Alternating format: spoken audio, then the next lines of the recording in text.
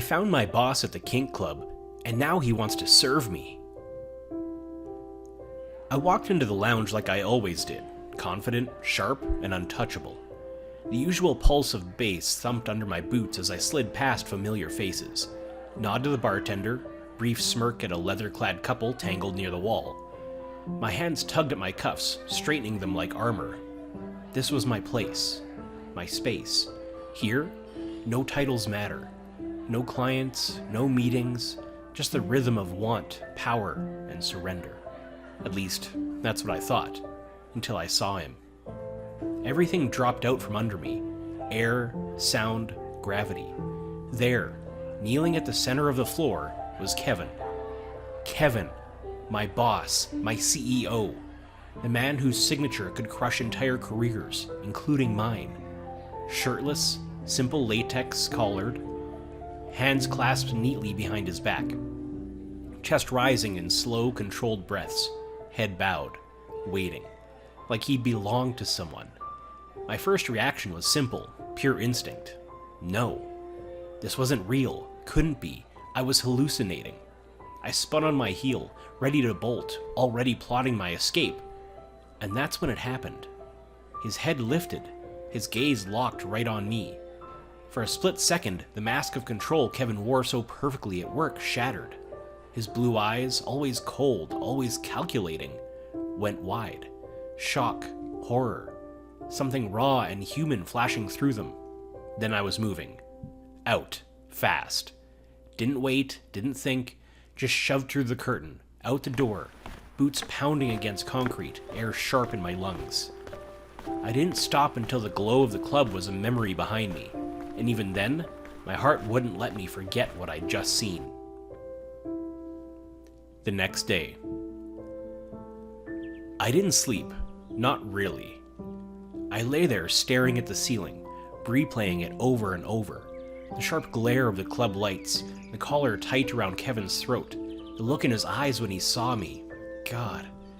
Every nerve was fried by the time I walked into the office. The hum of fluorescent lights felt like a threat. The keyboard clicks, weapons. The break room coffee machine, a firing squad. Play it cool. Be normal. Maybe he didn't even register it was me.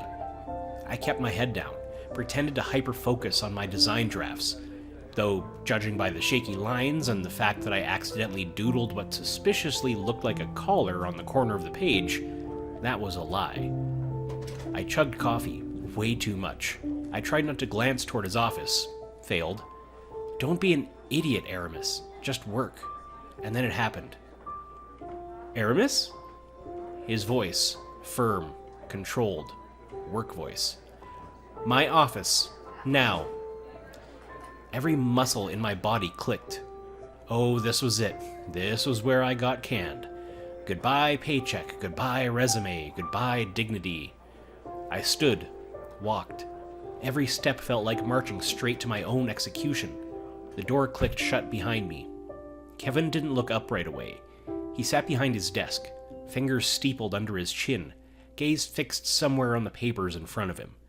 For half a second, I thought maybe this would just be a weird, silent, mutual denial thing. We'd never speak of it, pretend it didn't happen, move on.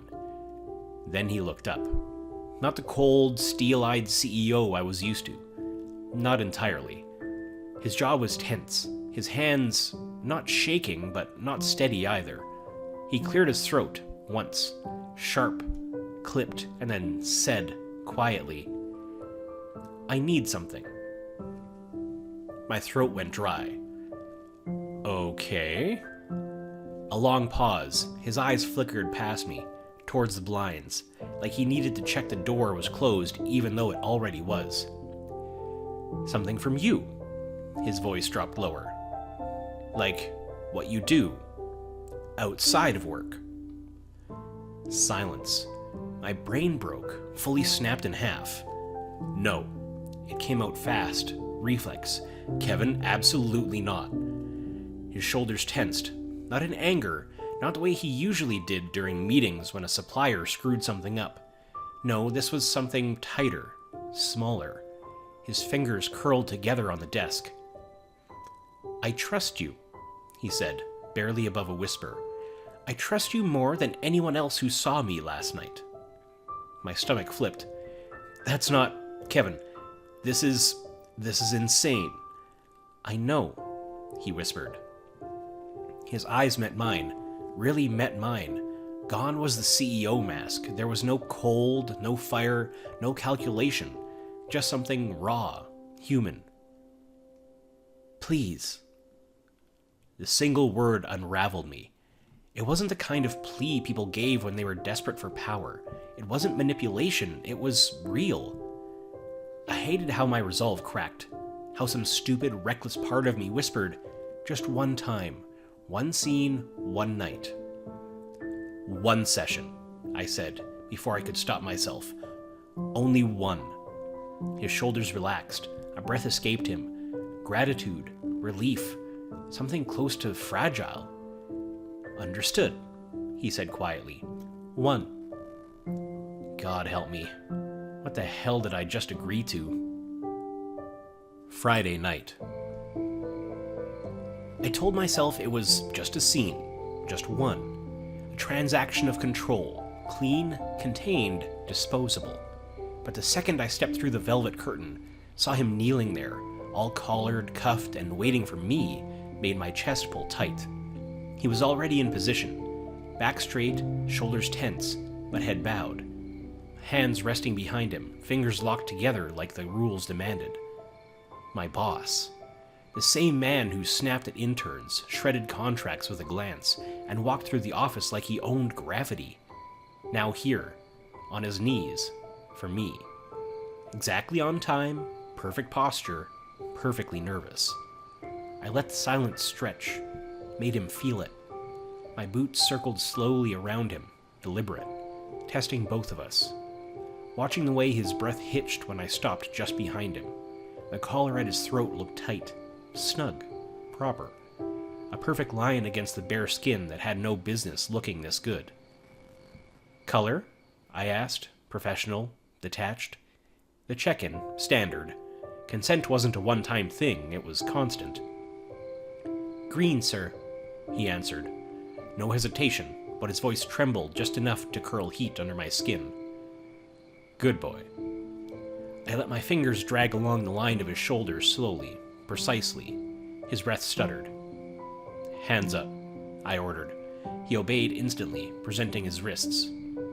I fastened the cuffs around them, tugging the buckles just tight enough to pull a gasp from him.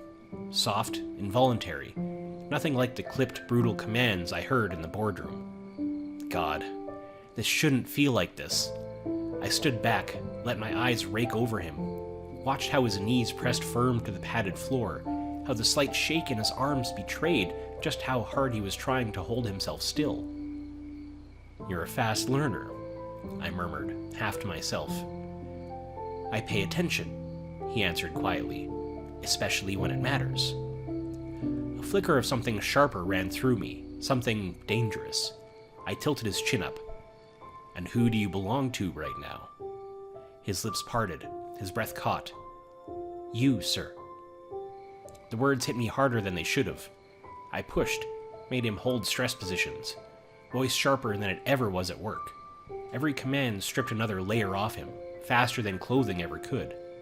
I had him kneeling, standing, palms flat to the wall, knees spread, back arched, and every time, he obeyed.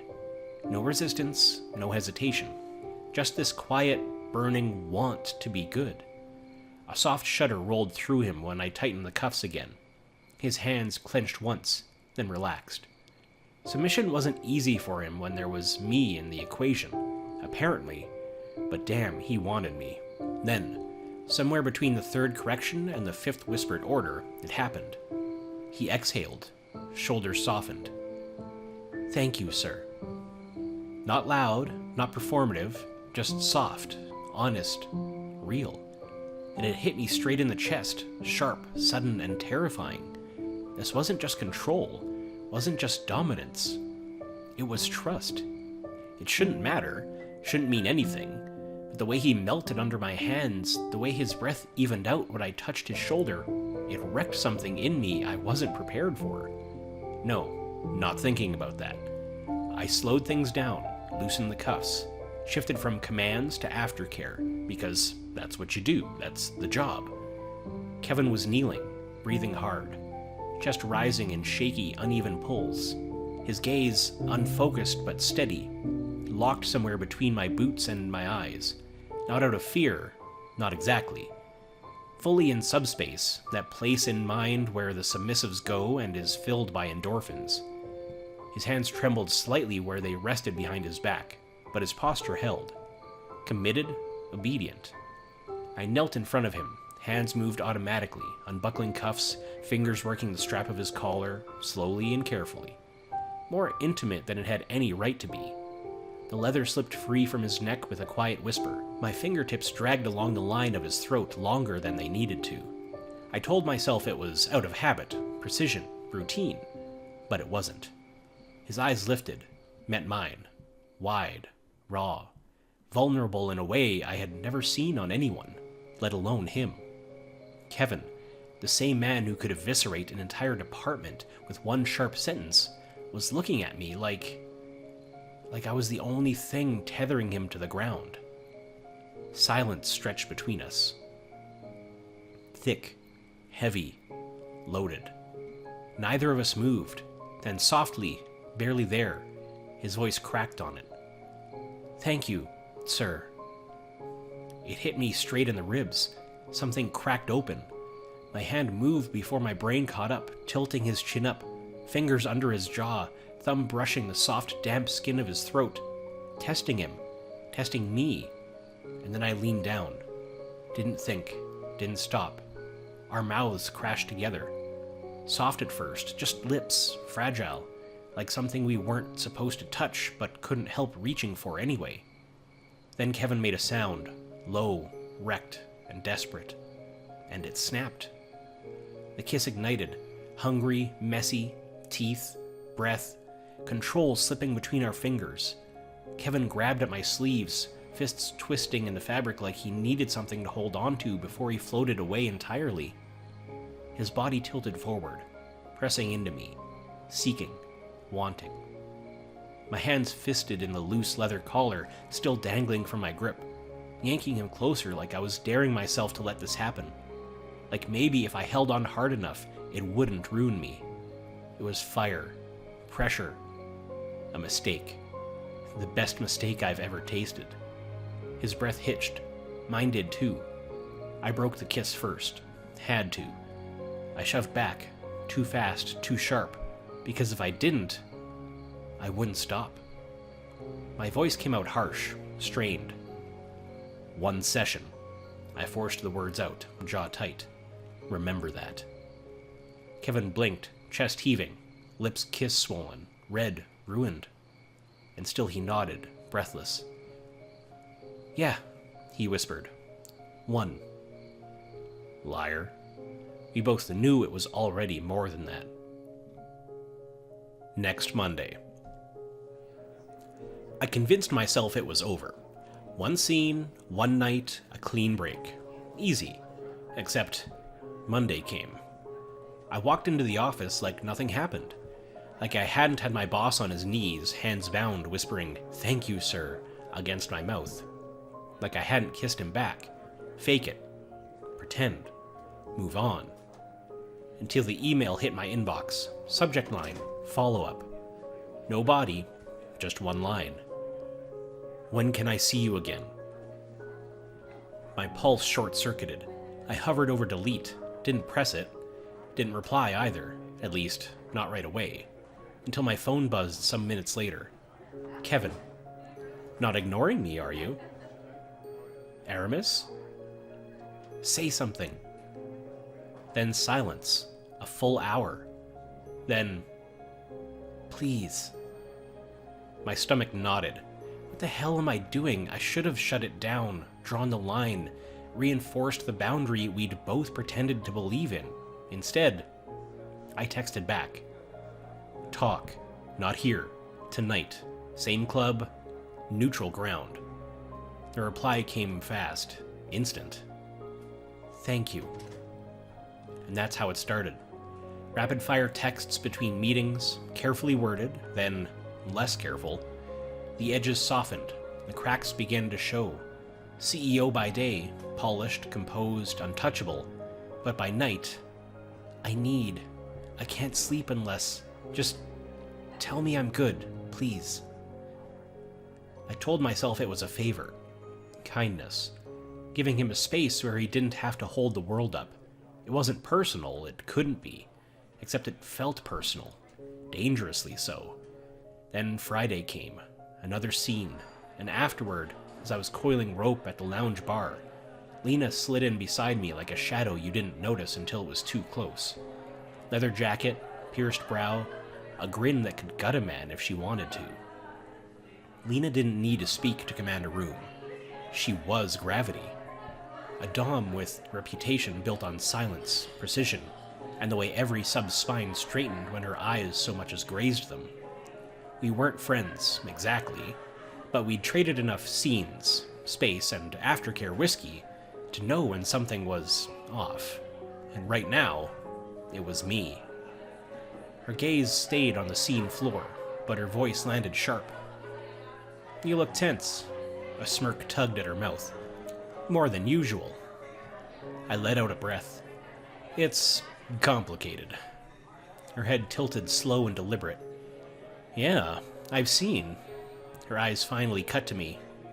"Him." My shoulders tensed. "It's nothing." "Mm-hmm." Arms crossed. "Look, I don't do lectures, but that one?" She nodded toward the floor. "Be careful." I ground my jaw. "He knows his limits." "Does he?" Her tone flattened, all the teasing gone. "New subs, they think submission fixes something, patches it, makes it quiet in their head." She paused. "But you know better. You know it doesn't." Silence nodded between us, then softer, barely, like an edged dulled just enough to cut deeper. "That's not someone you walk away from clean." I tried to brush it off. "It's fine, I've got it handled." Lena didn't look convinced, and neither was I. Her gaze didn't budge, her voice dropped, knife sharp but quiet. "Careful you don't confuse control with being someone's rescue plan." I didn't answer. Didn't want to. Didn't want to admit how much of that already sounded true. A week later. The cracks showed faster than I wanted to admit. Kevin snapped at meetings, barked at his assistant, shredded a junior's proposal so brutally the kid nearly quit. His hands trembled when he thought no one was looking, jaw clenched tight enough to crack teeth. At first, I told myself it was stress. Quarterlies, investors breathing down his neck, normal hell. But I knew better. By the time Thursday night rolled around, the tech stopped pretending to be professional. "Kevin, can we... tonight? Please, I need to not be me for a while." Kevin was already kneeling when I arrived, but something was wrong. Stiff, coiled like a spring wound too tight. The usual smooth discipline in his posture wasn't there. His jaw locked, hands twitching in place. "Color?" I asked, immediately, sharper than usual. "Green," he answered, but it sounded brittle, thin. I should have paused, should have stopped, but he looked at me, desperate, and I believed him, or wanted to. I knelt down, my hand curling around the back of his neck. "Are you here? With me?" A stiff nod. "Yes, sir." I should have paused, should have dug deeper, but part of me knew why he was here like this. The last 2 weeks had been hell. Stakeholder fights, boardroom knives out, the whole company on edge. He snapped at staff, hadn't slept, and hadn't texted in days except for one word last night. Need. I began simple, gentle structure, hands on his shoulders, grounding touch, voice low and steady. "You're safe. Here with me. Just here." I started the scene. Nothing intense, kept it simple. Basic commands, physical contact, but soft, restraints loose. Everything designed to anchor, not overwhelm. And for a moment, he softened. Except, halfway through, something shifted. His breath hitched wrong. Off, not subspace, not submission. A tremor. A sharper breath. His whole frame locked. Then the crack. His voice shattering like glass. "Red!" Panic. Pure panic. "Red!" Okay, hands off," I said instantly, lifting both palms away. "You're safe. We're done. I've got you." But before I could reach him, Kevin was already scrambling back, shirt half on, boots clumsy, hands shaking so hard he couldn't work the buttons. I tried to reach him, but he just jerked back. No eye contact, no words. "Kevin, hey, breathe. It's okay." He yanked his shirt on, fingers fumbling with the buttons like they were knives. I stood, hands out. "Look at me. You're okay. You're safe. I've got you." "No." His voice cracked, frantic. "No, I can't." Then he was gone. Out the door. Gone. No aftercare, no check-in, just silence. Radio silence. I texted, called, nothing. Checked the office chat the next morning. Empty. No new meetings, his calendar wiped, his assistant out sick. Kevin had disappeared, and the worst part, I couldn't tell if I was more scared for him, or how much it wrecked me to lose him like this. Days later. Kevin didn't show up to work. Not Monday, not Tuesday, not Wednesday. No texts, no calls, nothing. His office was dark, his chair empty, and the whispers started. Low, sharp, hungry. "Emergency leave," someone said. "Medical?" another added. "Burnout," a third voice appeared. "Did you see the board meeting last week? He snapped," the first one said. HR made it worse. I was halfway through choking down bad coffee when the email popped up. Subject: meeting required at Human Resources. I stared at it, read it twice, 3 times. Cold, heavy. I knew what this was. Game over. I stepped into the HR office and knew, immediately, this wasn't some routine check-in. A thick file sat on the table.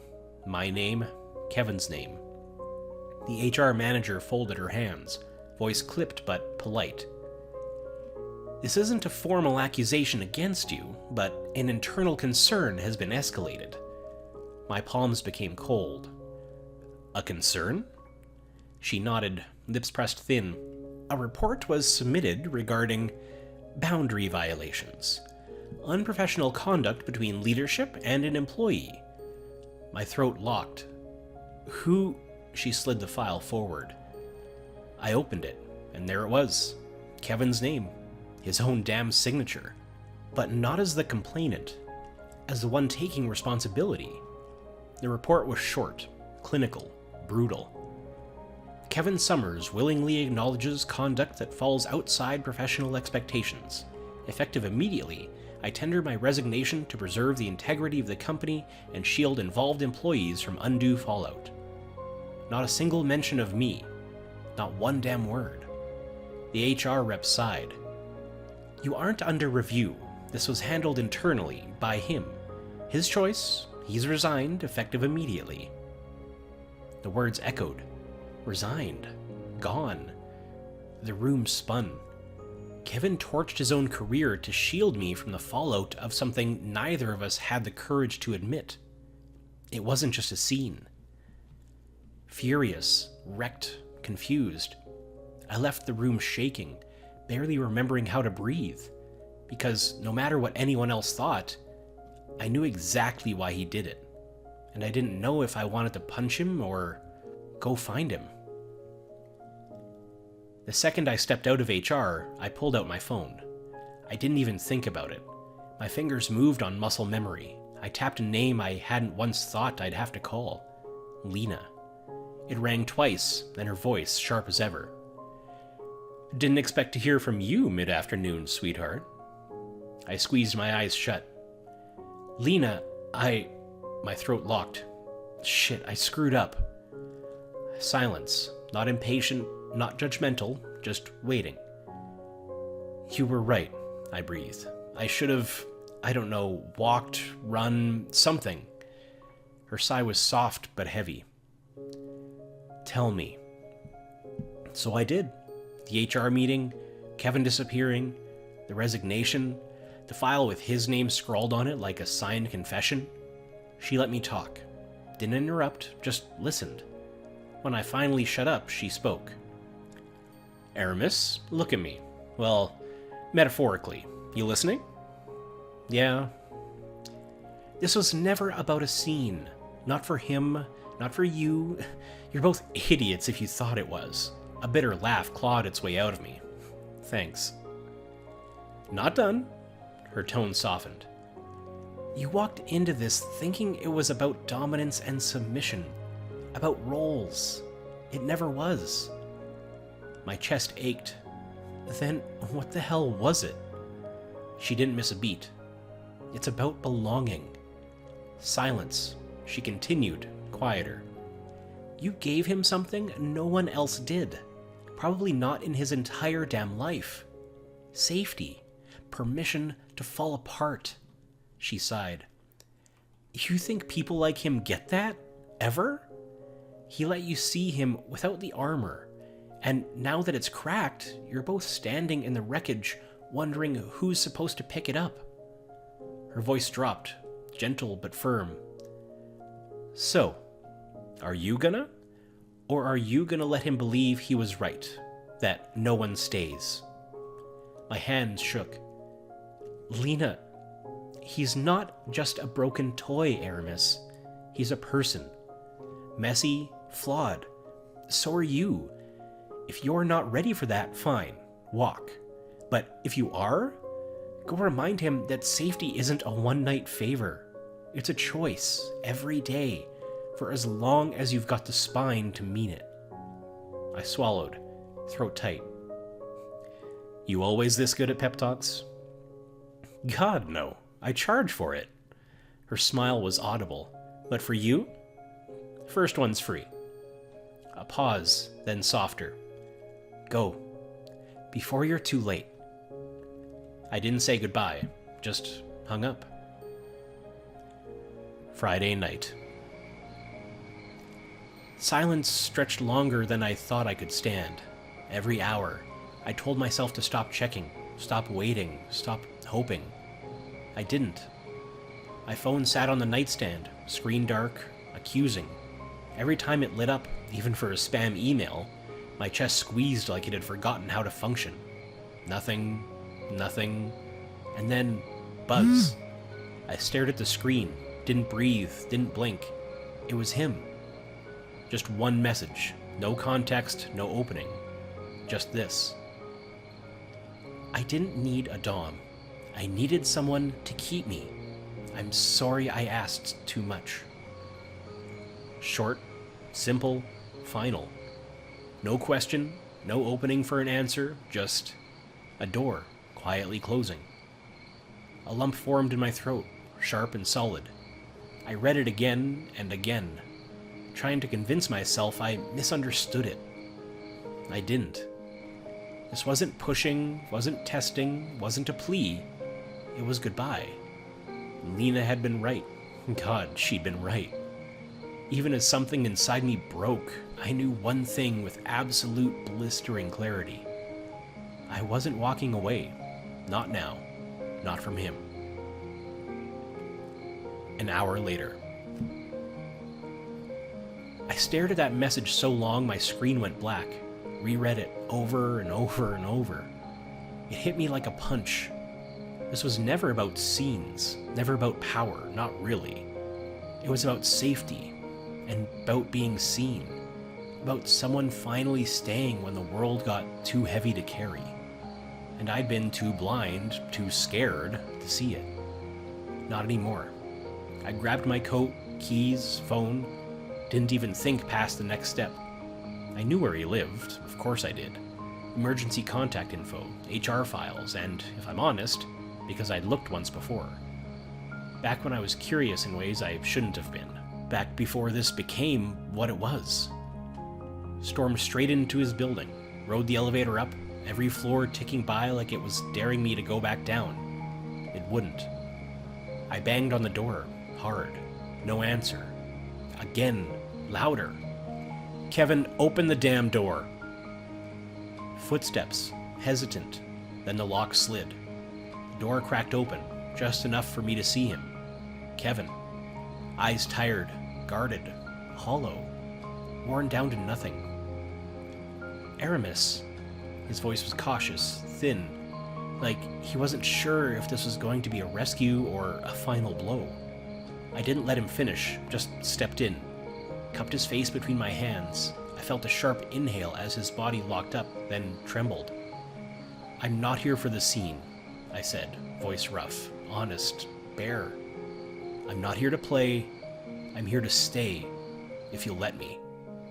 For a second, he just stared, mouth parted, breath shallow. Then I watched it happen. Every wall, every defense, every brittle, exhausted shield he'd spent his entire life perfecting, shattered. Right there, in real time. His shoulders crumpled. His hands gripped my wrists like if he let go, I'd vanish too. And when his mouth finally moved, when he finally spoke, his voice broke in half. "Don't go." I pulled him in, held him like it was the only thing keeping either of us standing. Because maybe it was. 6 weeks later. It wasn't a neat fix. That night at his apartment, there wasn't any magic reset. It was hours of shaking hands, halting words, and breathing through the silence together. Kevin didn't fall back into my arms like some fairy tale. He resisted, flinched. I tried to convince myself I should run, that he was too broken. And me? I almost did. Because it terrified me, how much he needed, and how much I needed him back. But every time he pulled away, I stayed. Every time the panic rose, I reminded him, "You're safe. You're here. I've got you." It wasn't about scenes anymore, not about roles. It was about survival, about teaching him, teaching both of us, that needing someone didn't make you weak. It wasn't perfect, not even close, but it was happening. Kevin found a new job. Fast, predictably fast. Someone like him never stayed unemployed long. Senior strategy consultant, a competitor, technically, but without the crushing weight of a CEO title. For him, it meant less pressure, fewer people to answer to, no board breathing down his neck. It wasn't the top seat anymore, and he didn't want it. Not now, maybe not ever again. But the cracks didn't magically seal themselves. His hands still shook some mornings. His jaw still locked when stress spiked. The difference now? He didn't hide it. Not for me. Behind closed doors, Kevin wasn't the man with the sharp suits and sharper tongue. He was just Kevin. The man who sat on the kitchen floor while I cooked, back against the cabinets, legs pulled close, forehead pressed against my knee like the world only spun if we stayed connected. Fingers curled in the hem of my jeans, quiet, kneading, grounding.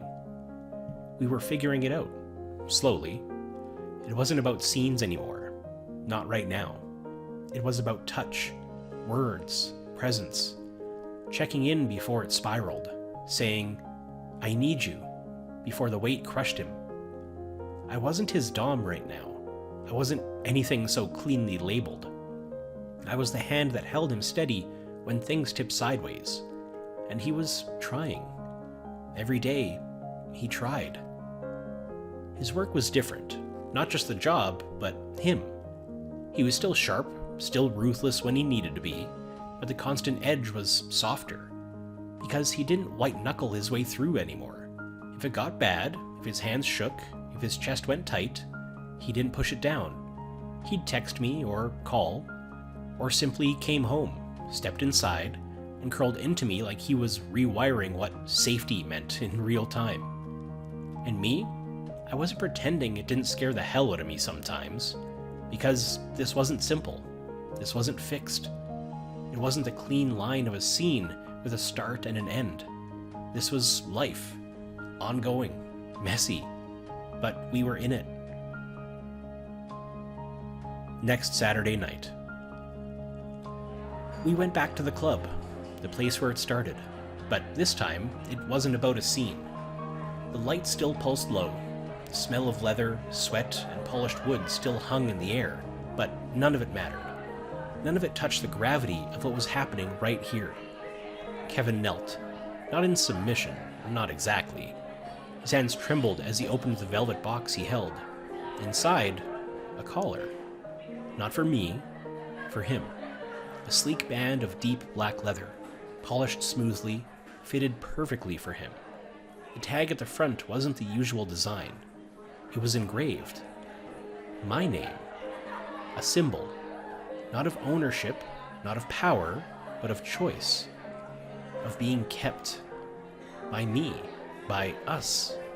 Kevin's voice shook, but it didn't falter.